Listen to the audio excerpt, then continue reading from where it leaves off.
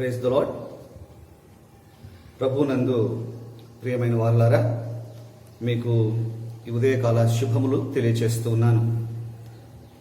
గత కొద్ది రోజుల క్రితము నేను న్యాయాధిపతుల గ్రంథాన్ని ప్రారంభించాను. అందులో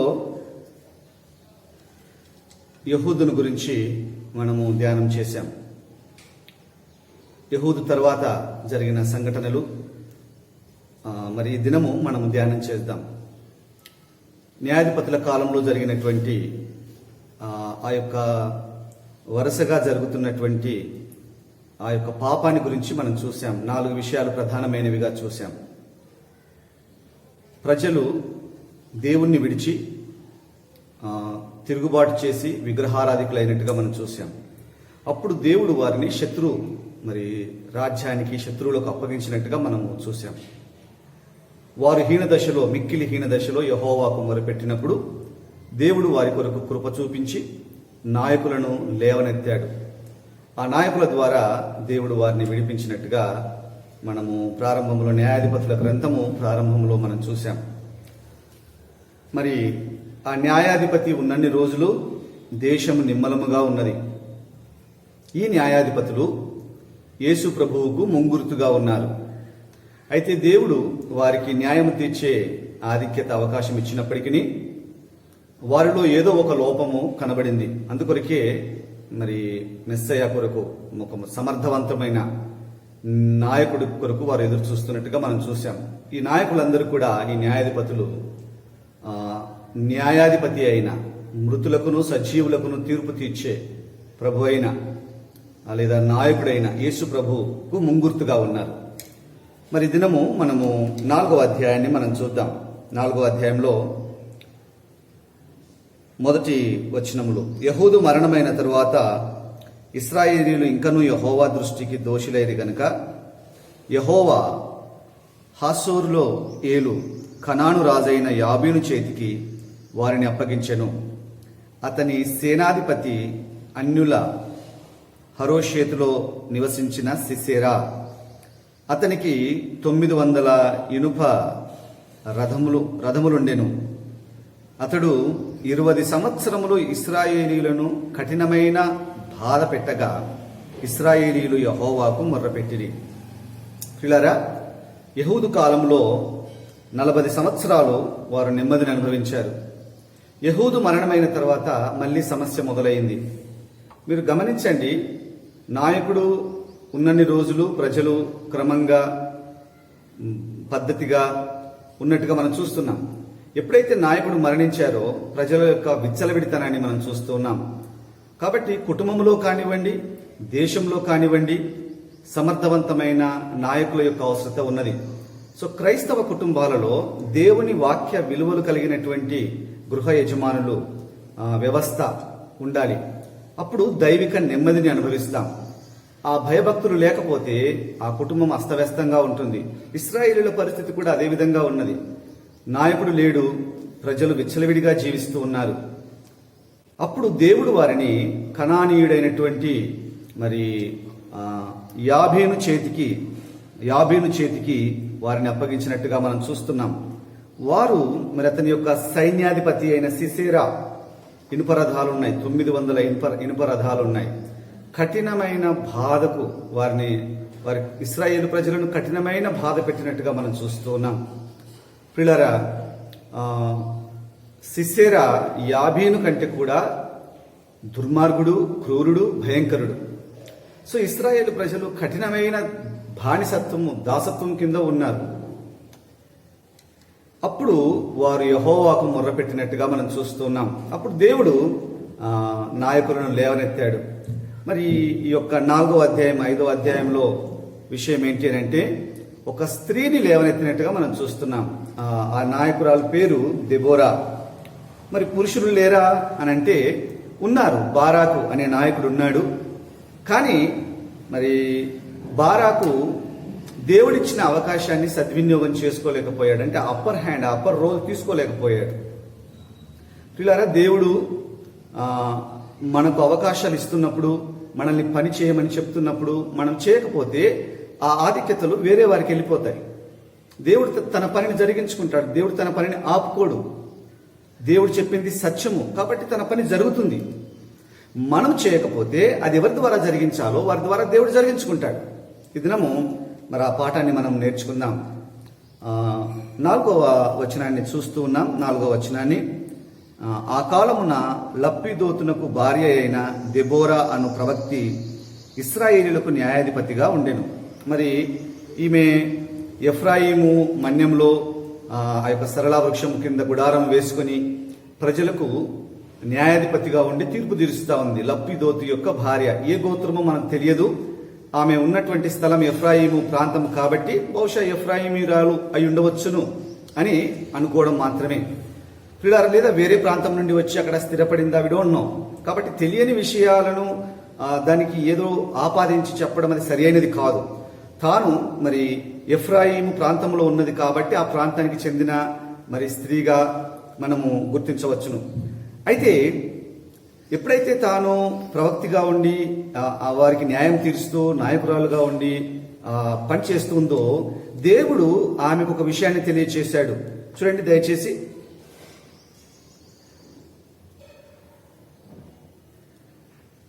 7వ వచనం చదువుతున్నాను. 7వ వచనం, 6వ వచనం చదువుదామండి. ఆమె నఫ్తాలి కెదేశులో నుండి అభినోయం కుమారుడైన బారాకును పిలువనంపించి అతనితో ఇట్లనెను, నీవు వెళ్ళి నఫ్తాలీలలోను జబులూనీలలోను 10,000 మంది మనుషులను తాబోరు కొండకు రప్పించుము. పిల్లరా, ఇప్పుడు దేవుడు తనకు చెప్పిన అంశాన్ని బారాకుతో పంచుకుంటున్నది. క్రెడిట్ అంతా నాకే రావాలి, నేనే గొప్ప నాయకురాలుగా ఉండాలి, నేనే చెలామణి చేయాలి కాదండి. దైవజనులు, దైవ సేవకులు, దైవ సేవకురాండ్రు దేవుడు ఏం చెప్పారో అది చేస్తారు తప్పితే వారు ఏం చేయాలనుకుంటున్నారో అది చేయరు. అది మనం గుర్తించాలి. సో ఈ దెబోరాతో దేవుడు సెలవిచ్చాడు, ఇదిగో అమ్మా, నేను మీ శత్రువులైనటువంటి కనానీయులను, యాబీనును, సిస్సెరాను మీకు నేను అప్పగిస్తున్నాను. బారాకును పిలిపించు, ఆయనకు లీడర్షిప్ అప్పగించు, యుద్ధం పురుషుడు చేయాలి, అతన్ని పంపించు అని చెప్పినప్పుడు బారాకును పిలిపించింది. అతడు నఫ్తాలి ప్రాంతానికి చెందిన ఆయన, నఫ్తాలీయుడు. పిలిపించి 10,000 మంది, నెంబర్ కూడా గమనించండి, 10,000 మంది సైన్యాన్ని పోగు చేయు, తాబోరు కొండకు వెళ్ళు. ప్లేస్ గమనించండి, టైం, ప్లేస్, తర్వాత నెంబర్, ఇవన్నీ సంఖ్య, ఇవన్నీ గుర్తించండి. అంటే దేవుడే బ్లూ ప్రింట్ ఇచ్చాడు. బ్లూ ప్రింట్ ఇచ్చిన ఆ బ్లూ ప్రింట్ తీసుకొని, అంటే దేవుడు ఇచ్చినటువంటి ఆ యొక్క ప్రణాళికను తీసుకొని మనం దానిని ఇంప్లిమెంట్ చేయాలి, దాన్ని మనం ఆచరించాలి. 7వ వచనం చదువుతున్నాను ఇప్పుడు.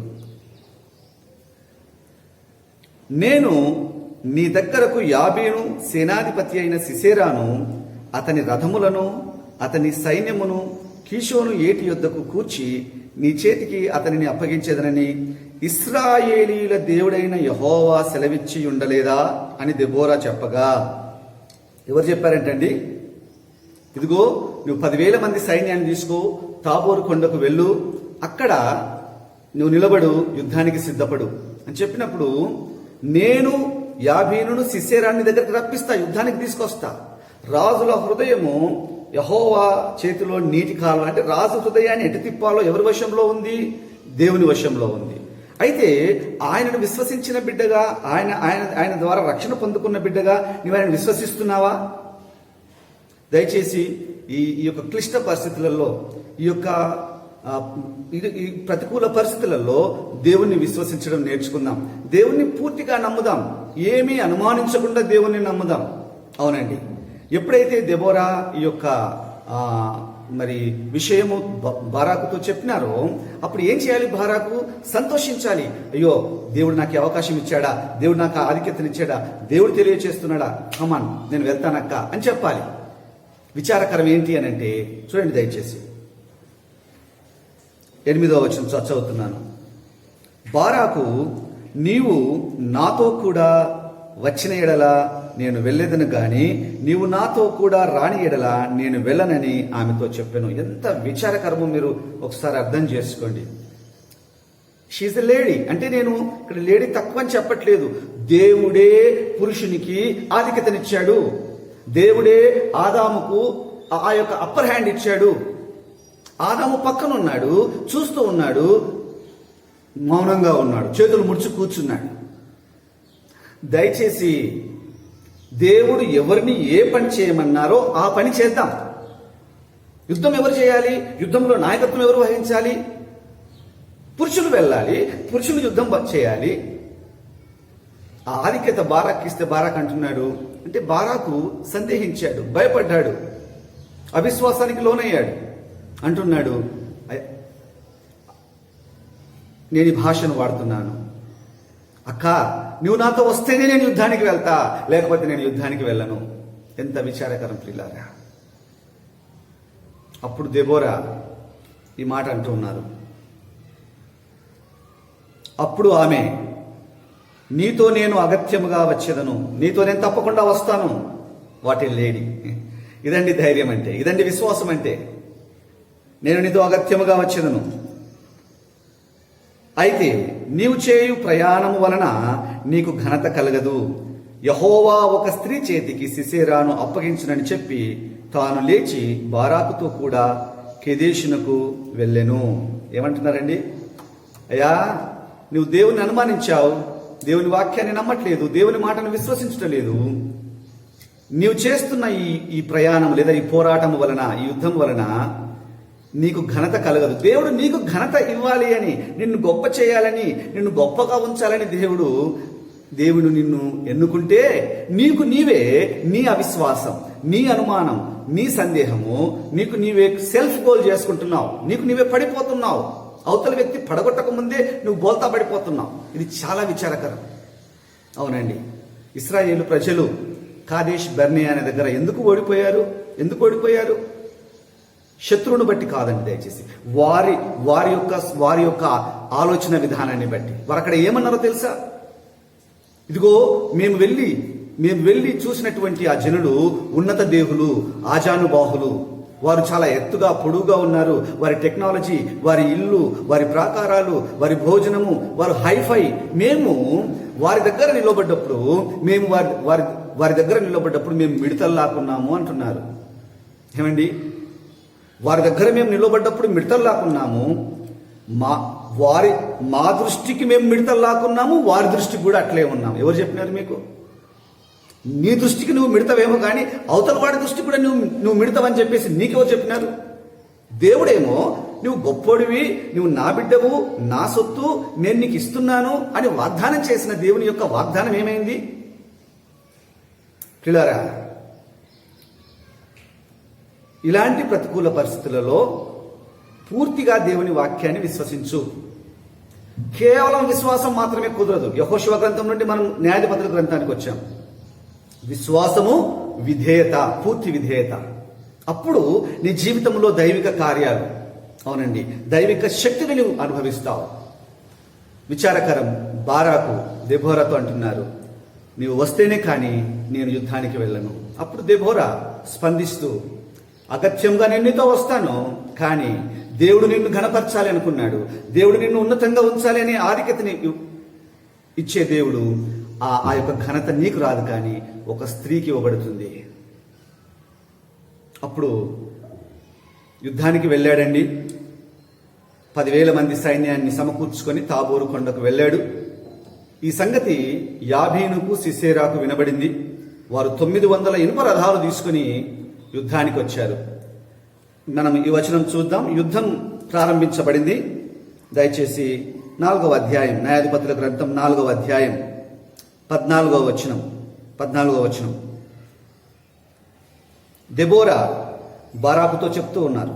దెబోరా బారాకును ఎంకరేజ్ చేస్తా ఉన్నారు. లెమ్ము, యెహోవా సిసేరాను నీ చేతికి అప్పగించిన దినము ఇదే. యెహోవా నీకు ముందుగా బయలుదేరును గదా అని బారాకుతో చెప్పినప్పుడు బారాకు ఆ 10,000 మంది మనుషులను వెంట పెట్టుకొని తాబోరు కొండ మీద నుండి దిగి వచ్చెను. పిల్లరా, యుద్ధానికైతే వెళ్ళాడు కానీ లోపల ఉండే భయం ఉన్నది. అక్కడ కూడా మళ్ళీ ఛార్జ్ చేస్తున్నారు. ఎవరు ఛార్జ్ చేస్తున్నారు? దెబోరా. కమాన్, లే, ఇదిగో నీకు ముందుగా దేవుడు ఉన్నాడు, దేవుడు నీ పక్షాన యుద్ధం చేస్తున్నాడు, ఛార్జ్ తీసుకోవయ్యా. దయచేసి ఎంత నర్వస్ అయిపోయాడో మీరు అర్థం చేసుకోండి. ప్రియులారా, దేవుని వాక్యాన్ని నమ్ముదాం, దేవుని వాక్యాన్ని విశ్వసిద్దాం. మరి ఒకవేళ భయపడుతూ వెళ్ళినా సరే దేవుడు ఆ యుద్ధాన్ని ఎట్లా జరిగించేది? ప్రభా నీవు ఉన్నావు, ఏం జరుగుతుందో జరగని కాక ఆ యుద్ధానికి వెళ్ళి ఉంటే డిఫరెంట్గా ఉండేది ప్రియులారా. అవునండి, కొద్దిమందికి ఇలాంటి ప్రోత్సాహం అవసరం. అవునండి, చాలాసార్లు మరి వ్యక్తిగా నేను కూడా నర్వస్ అవుతూ ఉంటాను. దేవుని వాక్యము, బలమైన సేవకులు ప్రోత్సహించినప్పుడు మనుషులమండి. అవునండి, వి నీడ్, మనకు ఆ యొక్క వాక్యం ద్వారా బలపరుస్తూ సపోర్ట్ చేసే ఆ యొక్క పర్సన్స్ యొక్క అవసరం ఉన్నది, సేవకుల యొక్క అవసరం ఉన్నది. బారాకును దెబోరా ప్రోత్సహించినట్టుగా, బలపరిచినట్టుగా మనం చూస్తున్నాం. అయితే అక్కడ ఒక మాటను మనం చూద్దాం. యెహోవా నీకు ముందుగా బయలుదేరును కదా. ఏమండి, యుద్ధం చేస్తున్నది బారాక్ అయితున్నను, ప్రత్యక్షంగా కనబడుతున్నది బారాక్ అయినప్పటికీ ఎవరున్నారంట యుద్ధంలో? బారాకుకు ముందుగా, ఆ సైన్యానికి ముందుగా యెహోవా దేవుడు ఉన్నారు. హల్లెలూయా చెప్దామా? హల్లెలూయా. అవును ప్రియులారా, మనం చేసే ఈ పోరాటములో, మనం చేసే యుద్ధములో, మనం వెళ్ళే ఈ ప్రయాణములో అదృశ్య దేవుని హస్తము ఉన్నది అన్న సత్యాన్ని మేము మర్చిపోవద్దు. అవునండి, యేసు ప్రభు వారు ఆరోహణం అవుతూ శిష్యులకు పని అప్పగించాడు, యుద్ధం అప్పగించాడు, ఒక పనిని, ఒక పోరాటాన్ని అప్పగించాడు. ఇదిగో యుగ సమాప్తి వరకు సదాకాలము మీతో కూడా ఉన్నాను అన్నారు. ఇదిగో యుగ సమాప్తి వరకు సదాకాలం మీతో కూడా ఉన్నాను అన్నారు. ఎవరితో ఉన్నాను? ఎవరైతే నేను చెప్పిన సువార్తీకరణ చేస్తారో, నేను చెప్పిన పద్ధతిలో ఎవాంజలిజం చేస్తారో, ప్రజలకు సువార్తను అందిస్తారో వారితో, అందరితో కాదు. పిల్లారా, సువార్త పక్కకు పెట్టేశాం, ఈ పోరాటం పక్కకు పెట్టేశాం.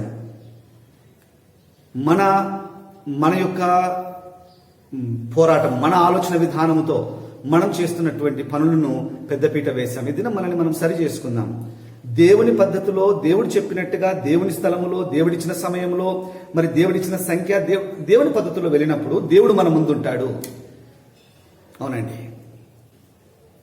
అప్పుడు యుద్ధానికి ధైర్యం తెచ్చుకున్నాడు. ఒక పాయింట్లో రంగంలోకి వెళ్లాల్సిందే, పోరాడాల్సిందే, తప్పదు.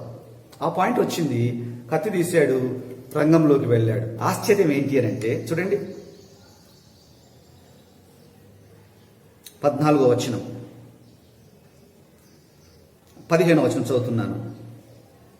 బారాకు వారిని హతము చేయునట్లు యెహోవా సిసెరాను, అతని రథములన్నిటినీ, అతని సర్వసేనను కలవరపరచగా సిసెరా తన రథము దిగి కాలినడకను పారిపోయాను. పిల్లారా, ఎవరు కలవరపరిచారు? ఎవరు చేశారు? మీరు అనుకుంటున్నారు బారాకు ఖడ్గం కాదు, బారాకు కత్తి కాదు, బారాకు యొక్క ధైర్య సాహసాలు కాదు. అఫ్ కోర్స్ బారాకు రంగంలో ఉన్నాడు, కానీ కార్యం చేసింది ఎవరు? వాగ్దానం చేసింది ఎవరు? మాట ఇచ్చింది ఎవరు? ఇదిగో నేను సిసెరాని మీకు అప్పగిస్తున్నాను, దీన్ని క్యాష్ చేసుకోండి అని చెప్పింది ఎవరు?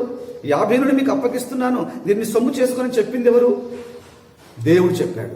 దేవుడు చెప్పింది నెరవేరుతుంది, నెరవేరకపోతే అది అబద్ధం అవుతుంది. పిల్లారా, దేవుడు అబద్ధికుడు అవుతాడు. దెబోరా ప్రవక్తి తాను అబద్ధికురాలు అవుతుంది. దేవుని వాక్యము సత్యము. దేవుడు ఆ సైన్యంలో ముందున్నాడు, వారి పక్షాన యుద్ధం చేస్తున్నాడు. యుద్ధంలో వీరికంటే బలవంతులైన 900 ఇనుప రథాలు అని అంటే మామూలు విషయం కాదండి. కీర్తన 27లో ఉంటుంది, కొందరు రథములను బట్టి, కొందరు గుర్రములను బట్టి అతిశయపడుదురు, మనమైతే మన దేవుడైన యెహోవా నామమును బట్టి అతిశయపడుదుము. అంటే శత్రువు బలమైన శత్రువుకు టెక్నాలజీ ఉంది, శత్రువుకు బలం ఉంది, శత్రువుకు సైన్యం ఉంది, వాట్ నాట్ అన్నీ ఉన్నాయి. అయితే మరి యువతల పక్షాన ఉన్న వారికి ఎవరున్నారు అని అంటే ప్రవక్తి ఉంది, అంటే దేవుని వాక్యం ఉంది. ప్రియులారా, యెహోషువ పోరాటం అంతా కూడా పూర్తిగా దేవుని వాక్యాన్ని నమ్మాడు, విశ్వసించి విధేయతను చూపించాడు, జయ జీవితాన్ని అనుభవించాడు. ఇది నా ప్రశ్న, దేవుని నమ్ముకున్న నీవు, రక్షణ పొందుకున్న నీవు దేవుని వాక్యాన్ని నమ్ముతున్నావా? విశ్వసిస్తున్నావా? మరి ఈ పోరాటంలో యుద్ధం నువ్వు చేయాలన్నది నువ్వు గుర్తిస్తున్నావా? ఇదిగో విశ్వాసం ద్వారానే నువ్వు ముందుకు అడుగు వేస్తున్నావా? ఎప్పుడైతే దేవుని మాట ప్రకారం నీ యుద్ధం చేస్తావో దేవుడు నీ పక్షాన నిలబడతాడు. ఆ యుద్ధంలో నీ శత్రువును ఓడించి నీకు జయ జీవితాన్ని ఇస్తాడు. వినండి, సిసెరా పారిపోతున్నాడు. నిజానికి సిసెరా ఎవరి చేతిలో చనిపోవాలి అని అంటే బారాకు చేతిలో చనిపోవాలి. సిసెరా పారిపోయి యాయేలు గుడారంలో చేరాడు. అంటే వీళ్ళు యాయేలు అంటే కనానీయులు, ఈ కయీనీయులు వీరిద్దరు కూడా సంధి చేసుకుని ఉన్నారు. కాబట్టి ఆ యొక్క గుడారంలోకి వెళ్ళి అక్కడ రెస్ట్ తీసుకున్నారు. ఒక స్త్రీ గుడారంలోకి ఎవరు పడితే వాళ్ళు వెళ్ళడానికి వీలు లేదు. తన తండ్రి వెళ్లే హక్కు ఉంటుంది, భర్త వెళ్లే హక్కు ఉంటుంది, వేరే పురుషుడు వెళ్లే హక్కు లేదు. కానీ అవసరత, ప్రమాదం ముంచుకొస్తుంది. వెనక నుండి బారాకు తరుముతున్నాడు. ఏం చేయాలో అర్థం కాని పరిస్థితి. యాయేలు గుడారంలోకి వెళ్ళాడు. ఇది కూడా దేవుని సార్వభౌమత్వ ప్రణాళిక. యాయేలు గుడారంలోకి వెళ్ళడం అన్నది దేవుని యొక్క సార్వభౌమత్వ ప్రణాళిక. అందులోకి వెళ్ళి యాయేలుతో అంటున్నాడు, ఎవరన్నా నన్ను తరుముతూ వచ్చినప్పుడు ఇక్కడ ఎవరు లేరు అని చెప్పు అని చెప్పినప్పుడు యాయేలు వివేకము కలిగిన స్త్రీ. అవునండి, ఆమె ఏం చేసిందనంటే పాలు ఆయనకు తాపించాడు. బాగా దాహంగా ఉన్నాడు, పాలిచ్చింది. గాఢ నిద్రలో ఉన్నప్పుడు గుడారపు మేకు తీసుకొని అతని కణత మీద పెట్టి సుత్తెతో కొట్టినప్పుడు తల పగిలి చనిపోయాడు. వినండి, ఇప్పుడు వెనక నుండి బారాకు వస్తున్నాడు. తన మార్గంలో తాను వెళ్ళిపోతున్నాడు. బారాకు ఈ సంగతి తెలియదు. సిసెరా మరణించిన సంగతి తెలియదు. అయితే యాయేలు ఆయన ఎదుర్కొని, బారాకుని ఎదుర్కొని, అయ్యా రా, ఇదిగో నువ్వు తరుముతున్న శత్రువు, నీవు ఏ శత్రువు కొరకైతే ఎదురు చూస్తున్నావో అతడు మరణించాడు, రా అని వచ్చి చూపించేసరికి అవాక్కయ్యాడు. పిల్లారా, ఈ ఘనత ఎవరికి రావాలండి? బారాకుకు రావాలి. బారాకు సన్నగిలడాన్ని బట్టి దేవుడు ఇద్దరు స్త్రీలను వాడుకున్నాడు తన పని జరిగించడానికి. ఒక స్త్రీ దెబోరా, ఇంకొక స్త్రీ యాయేలు. దేవుడు నీకు అవకాశాలు ఇస్తాడు, క్లిష్ట పరిస్థితులలో పనిచేసే ఛాన్స్ ఇస్తాడు. అప్పుడు నువ్వు పని చేయకుండా మౌనంగా ఉంటే, అప్పుడు నువ్వు భయపడితే, అప్పుడు నువ్వు సందేహిస్తే ఆ ఛాన్స్ వేరే వారికి పోతుంది. ఘనత నీకు రావాలి. నీవు దేవుని బిడ్డగా దేవుని మహిమపరచాలి. నీవు ఉన్నతంగా ఉండాలన్నది దేవుని ఆలోచన అయితే, ఇదిగో నీవు సందేహించి భయపడి పిరికివాడవైపోయి దేవుడిచ్చిన అవకాశాలను వినియోగించుకోకపోతే నువ్వు నష్టపోతావు. ప్రియులారా, నేను ఇటు నమ్ముతున్నాను, ఈ యుద్ధం ఏంటి అని అంటే ప్రపంచమంతా అసమాధానముతో ఉంది. పరిస్థితులన్నీ ప్రతికూలంగా ఉన్నాయి, అసమాధానముతో ఉన్నది. అయితే ఇప్పుడు ప్రజలకు సువార్త అందించాల్సిన సమయం.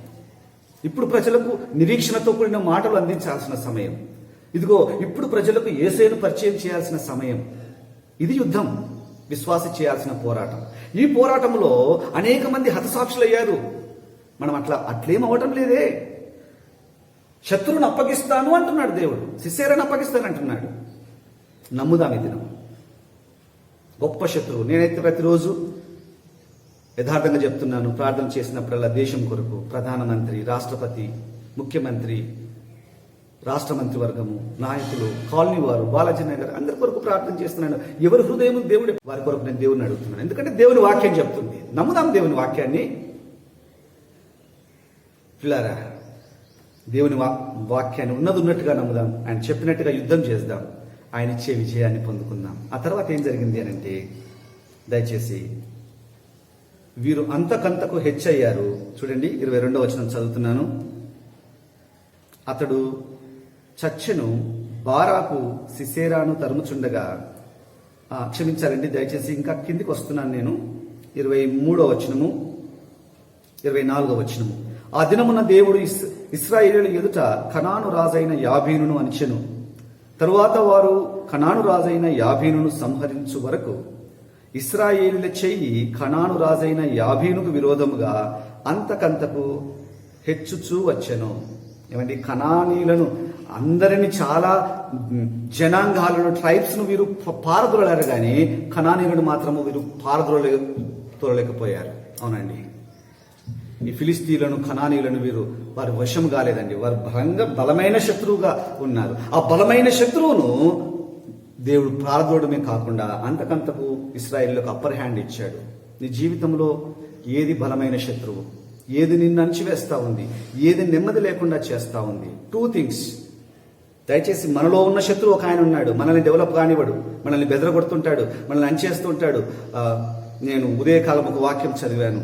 శ్రమ అయినను, కరువైనను, హింస అయినను, వస్త్రహీనత అయినను ఏది కూడా దేవుని ప్రేమ నుండి మనల్ని ఎడబాపనేరదు అని ఉంది. కానీ ఒకటి ఎడబాపుతుంది. ఏంటి అని అంటే, నాలోని పాపము. దేవుని ప్రేమ నుండి నన్ను ఎడబాపేది ఏది అని అంటే నాలో ఉన్న పాపము. అవునండి, గాయంతో బతకగలను, ఇంకా ఏదన్నా కొట్లాట వస్తే బతకగలనేమో, కానీ నాలో పాపం పెట్టి నేను బతకలేనండి. దయచేసి పిల్లారా, ఈ పోరాటంలో దేవుని వాక్యాన్ని నమ్ముదాం. బలమైన శత్రువును దేవుడు గెలిపించడానికి నీకు సహాయుడిగా ఉన్నారు. నువ్వు నమ్ముతున్నావా దేవుని వాక్యాన్ని? ఆ తర్వాత వీరు యుద్ధంలో గెలిచిన తర్వాత స్తుతి పాట పాడారు, ప్రైజ్ అండ్ వర్షిప్ సాంగ్. అవునండి, వాళ్ళు దేవుని స్తుతిస్తూ ఉన్నారు. మీరు 5వ అధ్యాయం అంతా చదవండి.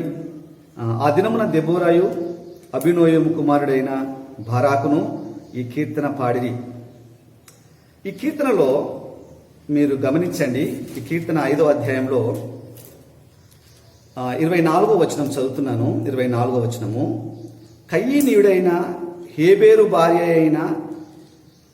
భార్య యాయేలు స్త్రీలలో దీవెన నొందెను, గుడారంలో నుండి స్త్రీలలో ఆమె దీవెన నొందెను అని ఆమెను గూర్చి పాడారు ఈ పాటలో.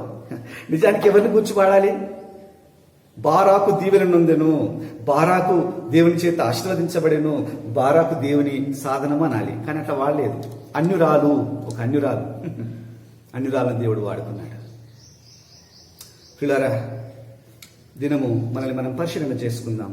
చివరి వచనం చదువుతున్నాను, లాస్ట్ వర్స్, 31వ వచనం. యెహోవా నీ శత్రువులందరూ అలాగుననే నశించెదరు, ఆయనను ప్రేమించువారు బలముతో ఉదయించు సూర్యుని వలె నుందురు అని పాడిరి. ఆయనను ప్రేమించేవారు, యెహోవాను ప్రేమించేవారు బలముతో ఉదయించు సూర్యుని వలె ఉంటారు. అవునండి, వారిలో ఫ్రెష్నెస్ ఉంటుంది, ఆ తాజాదనం ఉంటుంది, ఆ డిప్రెషన్ లేకపోతే ఆ ఒత్తిడి, ఆ యొక్క నర్వస్ అవన్నీ పోతాయి, తాజాదనం ఉంటుంది. ఎవరికి ఉంటుంది ఇది? ఆయనను ప్రేమించే వారికి. కిందికి వస్తున్నానండి. తరువాత దేశము 40 సంవత్సరములు నిమ్మలముగా ఉండెను. ఎన్ని సంవత్సరాలండి? 40 సంవత్సరములు. దెబోరా ఉన్నన్ని రోజులు, బారాకు ఉన్నన్ని రోజులు, యాయేలు ఉన్నన్ని రోజులు, ఈ లీడర్స్ ఉన్నన్ని రోజులు, 40 సంవత్సరాలు వారు ఉన్నటువంటి ఆ యొక్క గోత్రాల వారు, ఆ యొక్క ప్రాంతాల వారు నెమ్మదిని అనుభవించారు. అంటే శత్రువు రాలేకపోయాడు, అటాక్ చేయడానికి భయపడ్డారు. ఎందుకనంటే బికాస్ ఆఫ్ లీడర్షిప్, బలమైన నాయకత్వం. ఇది నా ప్రశ్న, నీ జీవితానికి ఎవరు నాయకుడుగా ఉన్నారు? ఈ నాయకుడు చనిపోయారు, మళ్ళీ సమస్య మొదలయ్యింది. అయ్యో మరి ఎట్లండి అని అంటే, అందుకొరకే యేసు ప్రభు ఎవరి జీవితంలో అయితే యేసు ప్రభు నాయకుడుగా ఉంటారో ఆయన నీ పాపం కొరకు చనిపోయారు, నీవు నీతిమంతుడిగా తీర్చబడినట్లు ఆయన పునరుత్థానుడయ్యారు, ఆయన సజీవుడు. హల్లెలూయా. సో ఇప్పటికే లీడర్ లేడనే ప్రసక్తి లేదు. నీకే ఉంది అవకాశం. అంటే నువ్వు యేసు ప్రభువు నాయకత్వాన్ని కోరుకుంటావా, నీ సొంత నాయకత్వాన్ని కోరుకుంటావా, లేదా ఇంకెవరినైనా చూస్తున్నావా? నిన్ను నువ్వు చూసుకుంటే సందేహం, అనుమానం, భయం. ఆయనను చూస్తే ఆయన పునరుత్థానుడు, చావునే గెలిచాడు. అప్పుడు నువ్వు అంటావు ఏంటంటే నేను చస్తే నన్ను బ్రతికించే దేవుడు, కమాన్ రా యుద్ధానికి వెళ్తా అంటాం. అది సో పిల్లరా, మరి ఎవరు నీ జీవితానికి నాయకుడుగా ఉన్నారు? సందేహించకుండా దేవుని వాక్యాన్ని నమ్ముదాం, కార్యోన్ముఖులమవుదాం, జయ జీవితం జీవిస్తాం. చివరిగా ఈ వచనం చదువుతాను. నేను మొన్నటి దినము చదివిన కీర్తనల ద్వారా నేను ఎంతో బలపడ్డాను. కీర్తన 25:26. కీర్తన 25:26. ఆ మొదటి వచనాలు ఇట్స్ ఎ పర్సనల్ ప్రేయర్. దావీదు యొక్క వ్యక్తిగత ప్రార్థనను మనం చూస్తూ ఉన్నాం. 25వ కీర్తన నేను 2వ వచనం చదువుతూ ఉన్నాను. నా దేవా, నీ యందు నమ్మిక ఉంచి ఉన్నాను, నన్ను సిగ్గుపడనీయకుము. ఎవరి యందు నమ్మిక ఉంచారండి? దేవుని యందు. బలమైన శత్రువులు ఉన్నారు. అయ్యా, నీ యందు నేను నమ్మిక ఉంచి ఉన్నాను, నన్ను సిగ్గుపడనీయకుము. దావీదు సిగ్గుపరచబడలేదండి. అవునండి. 26వ కీర్తన చూద్దాం మనం. 26వ కీర్తనలో ఇందులో కూడా మొదటి వచనము 2వ భాగం చదువుతున్నాను. మొదటి వచనము 2వ భాగం కింది భాగం. ఏమీయూ సందేహపడకుండా యెహోవా యందు నేను నమ్మిక ఉంచి ఉన్నాను. అనుమానం లేకుండా, సందేహపడకుండా. దయచేసి పూర్తిగా దేవుని నమ్ముదాం, ప్రభువును నమ్ముదాం. మన కొరకు వాగ్దానం చేసిన దేవుడు నమ్మదగిన దేవుడు, తన కుమారుని సహవాసమునకు పిలిచిన దేవుడు నమ్మదగిన దేవుడు. పూర్తిగా ఆయన నమ్ముదాం, విశ్వసిద్దాం, యుద్ధం చేద్దాం, జయ జీవితం జీవిస్తాం. మనము దీవించబడతాము, మన ద్వారా ఇతరులు దీవించబడతారు. తద్వారా నిమ్మలము, నెమ్మది, సమాధానం అనుభవిస్తాం. ఆ సమాధానము యేసు ప్రభువులో దేవుడు మీకు మెండుగా దయచేయను గాక. ఆమేన్. ప్రార్థన చేసుకుందాం. దయగలిగిన పరలోకపు తండ్రి, మీకు వందనాలు. ఈ ప్రయాణంలో మాకు ముందుగా వెళ్ళే యెహోవా దేవా, మీకు వందనాలు చెల్లిస్తున్నాం. మమ్మల్ని అనాథలుగా విడిచిపెట్టలేదయ్యా. పరిశుద్ధాత్మ దేవా, మీరు మాలో ఉన్నారు, మీకు వందనాలు. మరి ప్రభా, మీరు చెప్పిన పద్ధతిలో యుద్ధం చేసే వారికి యుగ సమాప్తి వరకు సదాకాలము తోడయుండి మీరు జయ జీవితం ఇచ్చే దేవుడు, మీకు వందనములు. మరి ఈ వాక్యం వింటున్నటువంటి విక్టరీ హార్వెస్ట్ సంఘము వింటున్న అందరి కొరకు ప్రార్థిస్తున్నాం. మీ మాటను నమ్మడానికి, విశ్వసించడానికి మీ కృప దయచేయండి. సందేహాలు, అనుమానాలు, భయాలు యేసయ్య నామమున దూరపరచండి. మీరు చెప్పిన పద్ధతిలో, మరి మీరు చెప్పిన సమయము, మీరు చెప్పిన స్థలము, మీరు చెప్పినటువంటి సంఖ్య, మీరు చెప్పిన విధానంలో పోరాటం చేయడానికి, మీరిచ్చిన బ్లూ ప్రింట్, మీరిచ్చిన ప్రణాళికతో యుద్ధం చేయడానికి మీ కృప దయచేయండి. తద్వారా మరి జయ జీవితం అనుభవించినట్లు మీ సహాయం ఇవ్వండి. స్తుతి చెల్లిస్తూ ప్రతి సవాలు మీ వాక్యపు వెలుగులో అధిగమించడానికి, ప్రతి సిస్సేరాను, యాభీనును, కనానును గెలవడానికి మీ సహాయం దయచేయండి. యాయేలు లాంటి జ్ఞానం, దెబోరా లాంటి మరి ధైర్యము, వాక్యపు అనుసంధానము మాకు దయచేయండి. మాలో ఉన్న బారాకును దూరపరచండి అయ్యా. మీ ప్రియకుమారుడైన యేసయ్య వ్యక్తిత్వాన్ని నింపండి. మీరు మహిమ పొందండి. యేసయ్య నామం నడిగి వేడుకుంటున్నాను మా తండ్రి. ఆమేన్. అందరికీ ప్రభు నామమున వందనాలండి. దేవుడు మిమ్మల్ని దీవించునుగా.